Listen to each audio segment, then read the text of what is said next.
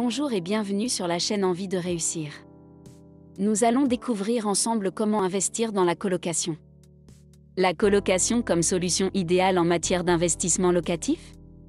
Investir dans un logement meublé destiné à plusieurs colocataires permet aujourd'hui d'accroître sa rentabilité de 6 à 8% et de limiter le risque de loyers impayés. À condition de suivre quelques règles. Comment s'y prendre? En fonction de votre budget et de la ville ciblée, il est nécessaire d'acheter un appartement avec suffisamment de chambres afin que chaque locataire dispose d'un espace personnel. Vous pouvez également effectuer des travaux afin d'augmenter la rentabilité de votre bien immobilier locatif.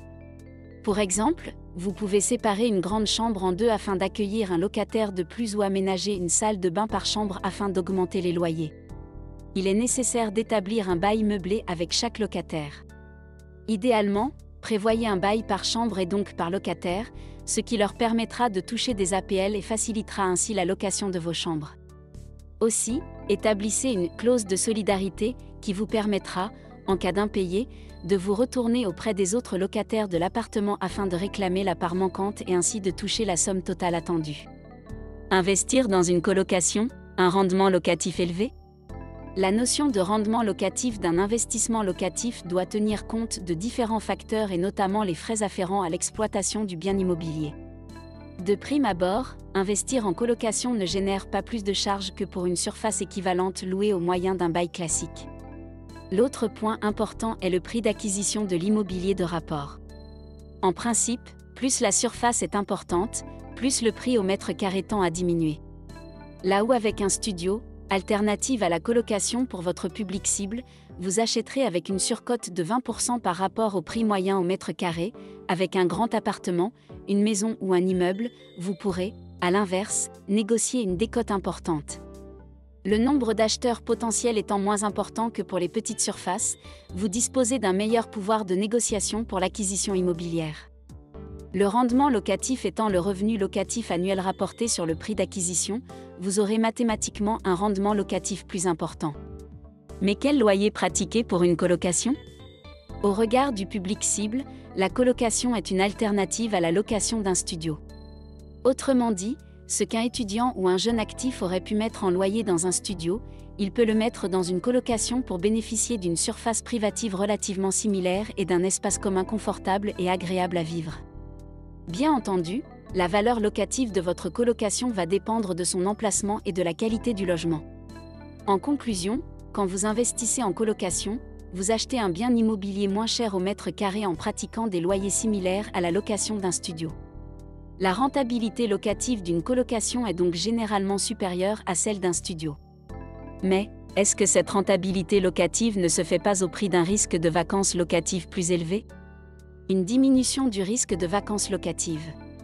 Dans l'inconscient collectif, la colocation rime avec gestion locative importante et risque de vacances locatives élevé. En effet, la colocation peut être perçue comme une situation transitoire où les locataires ne se projettent pas à long terme dans ce type de location.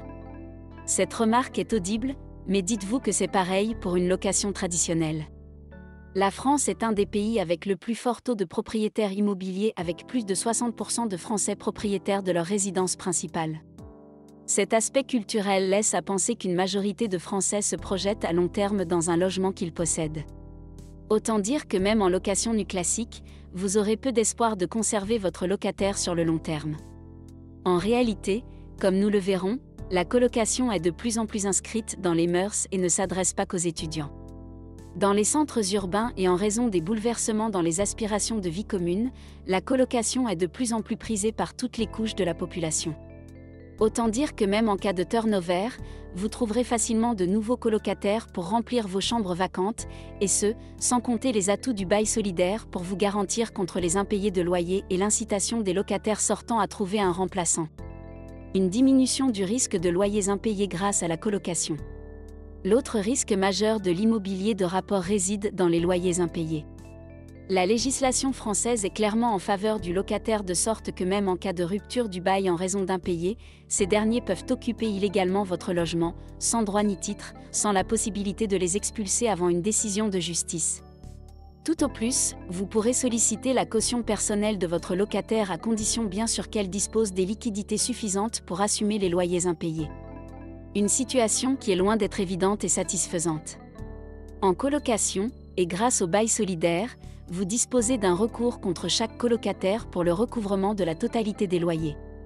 Ainsi, si un colocataire fait défaut, vous pourrez actionner un autre locataire au paiement de la dette locative. Autrement dit, plus vous disposez de colocataires, plus vous êtes protégé contre le risque d'impayé. À quel type de locataire s'adresse la colocation ? Avant de réaliser un investissement en colocation, il convient de s'intéresser au public visé par la location afin de proposer un logement au plus près des attentes de ces derniers. En faisant correspondre parfaitement votre offre locative aux attentes de vos locataires, vous réduirez drastiquement le risque de vacances locatives et vous pourrez exiger un loyer plus élevé, premier vecteur de vos rendements locatifs.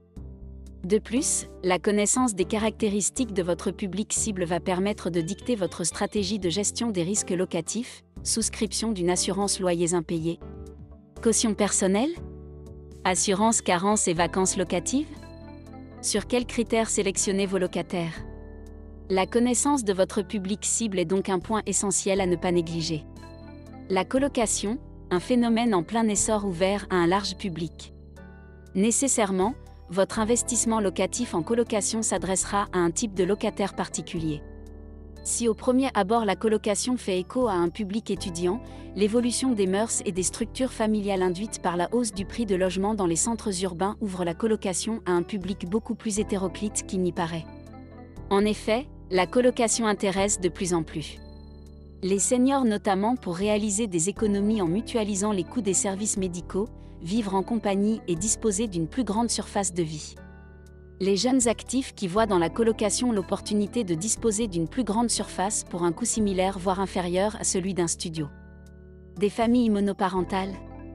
Ainsi, là où investir dans un studio restreint votre public cible à des étudiants, la colocation permet de toucher un public plus large offrant notamment de meilleures garanties financières.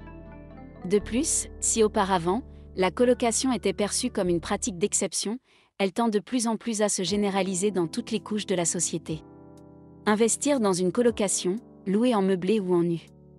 Investir dans une colocation en meublé ou en nu entraîne par voie de conséquence l'application de régimes juridiques et fiscaux différents.